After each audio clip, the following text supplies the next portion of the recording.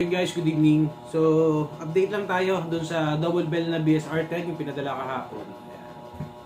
So, ngayon dumating na yung parts na in-order natin. Kakabit na natin sa kanya.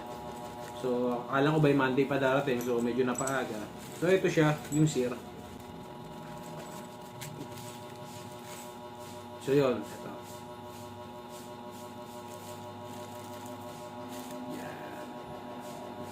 Itong sear na to, mas matibay na to.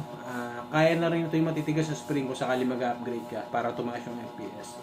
So yun, gawin muna natin, install muna natin sa kanya. So ito siya, itsura niya before. Ayan, bago natin gawin, pakita ko lang. Yung stock na testing muna natin kung okay na siya. Kita na natin ang sear. Ayan, ito. Pero ito, hindi natin sinama.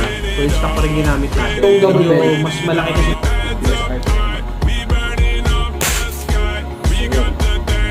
539 FPS.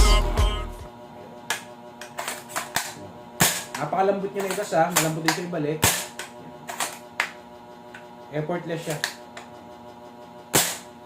So yun, natupad na yung gusto mo. Yung hindi na maganit ibalik.